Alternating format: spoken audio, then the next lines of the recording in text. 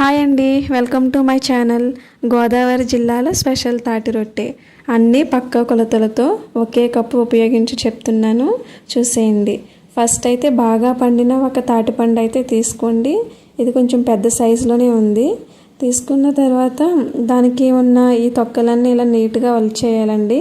పండు అయితే బాగా పండింది, అందుకే ఇలా ఓపెన్ చేయగానే వచ్చేసింది.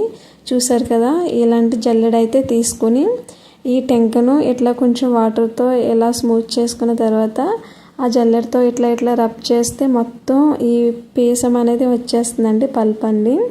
ఈ ఒక్క పండు మొత్తానికి ఇంత పల్ప్ అయితే వచ్చింది. పల్ప్ మొత్తాన్ని ఒక కప్లోకి అయితే తీసుకోవాలి. ఇది నాకు పల్ప్ వచ్చేసి 1.5 కప్ వచ్చింది. అలాగే దానికి సరిపోయేటట్టు సేమ్ క్వాంటిటీ ఇడ్లీ రవ్వ అయితే తీసుకోవాలి.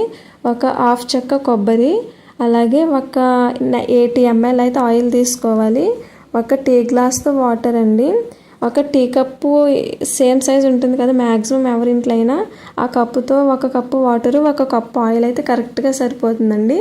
ఒక కప్పు షుగరు, ఒక 1.5 కప్పు పల్ప్కి ఒక కప్పు మాత్రమే షుగర్ సరిపోతుంది. పిండి కలుపుకోవడానికి ఏదైనా ఒక పెద్ద గిన్నె తీసుకోండి. తర్వాత మనం తీసుకున్న ఇడ్లీ రవ్వనైతే ఇందులో వేసేసి కొంచెం వాటర్ పోసి ఇడ్లీ రవ్వ మొత్తాన్ని కలపాలండి. ఇడ్లీ రవ్వ ఇలా ఉండ చేస్తే ఉండవ్వాలి. చూసారు కదా, సున్నుండ టైప్లో ఇలా లడ్డూలా రావాలి. ఇది ప్లేట్లో పడేసినా సరే పగలలేదు. చూసారు కదా, మనం చేత్తో చిదిమితేనే అది పగిలింది.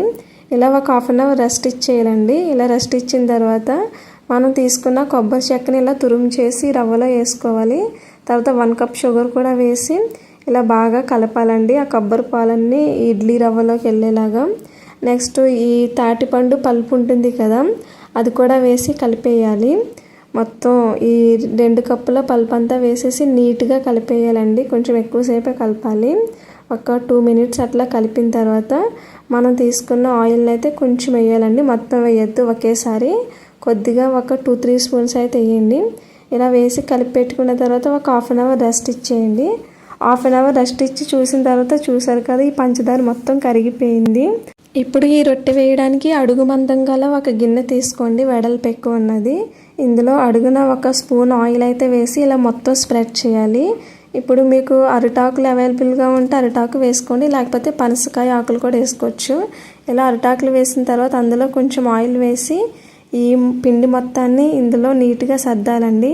బయటకు రాకుండా చూసుకోండి, ఓన్లీ ఆకులో మాత్రమే ఉండేలాగా. ఇప్పుడు ఇందులో కొద్దిగా ఆయిల్ వేసి మొత్తం స్ప్రెడ్ చేయండి పైన. ఇలా పైన ఆయిల్ వేయడం వల్ల రొట్టె ఉడికేటప్పుడు లోపల వరకు వెళ్తుంది. ఇంకా మిగిలిన ఆకు కూడా పెట్టేసుకుని ఇలా స్టవ్ పై పెట్టి మూత పెట్టేయాలి. 20 minutes తర్వాత చూసారు కదా ఎలా ఉడికిందో. ఇప్పుడు స్టవ్ ఆఫ్ చేసి ఒక ప్లేట్లోకి అయితే ఈ రొట్టెని అయితే రివర్స్ చేసుకోవాలండి. నేను అరిటాక్కి ఇలా లైన్స్ ఉండడం వల్ల లైన్స్ కింద పడింది. ఇప్పుడు మళ్ళీ వేరే ఫ్రెష్ ఆకు తీసుకుని అడుగుని కొద్దిగా ఆయిల్ పోసి ఆ రివర్స్ చేసిందని కూడా మళ్ళీ ఈ రివర్స్లో పెట్టేయాలండి. ఇప్పుడు మనం పాత ఆకులు పెట్టేసుకోవచ్చు, ఏం కాదు. మూత పెట్టేసి మళ్ళీ ఒక 20 minutes అయితే ఇలా ఉడికించాలి. 20 minutes తర్వాత చెక్ చేద్దాం. ఇదిగోండి, రొట్టె అయితే ఉడికిపోయింది. కిందన కూడా బ్రౌన్ కలర్ అయితే వచ్చేసింది. ఇదిగోండి, చిన్న పీస్ తీసి చూపిస్తున్నాను, ఉడికిపోయింది. ఇదిగోండి, తాటి రొట్టె అయితే రెడీ అయిపోయింది. నేనైతే వేడి మీద కట్ చేసేసాను. మధ్యలో కొబ్బరి ఫ్లేవర్ తగులుతూ టేస్ట్ అయితే చాలా బాగా వచ్చిందండి. కలర్ కూడా మంచి yellowish కలర్లో వచ్చింది.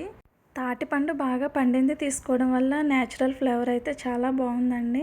మంచి ఫ్రాగ్రెన్స్ అయితే వచ్చింది. టేస్ట్ అయితే చాలా బాగుంది. మీకు ఎలా వచ్చిందో ఒకసారి కామెంట్ చేసి అయితే చెప్పండి, పక్కా ట్రై చేయండి. వీడియో అయితే చూసారు కదండి, అన్నీ పక్కా కొలతలతో చెప్పాను. Thanks for watching. Please subscribe my channel. Bye bye.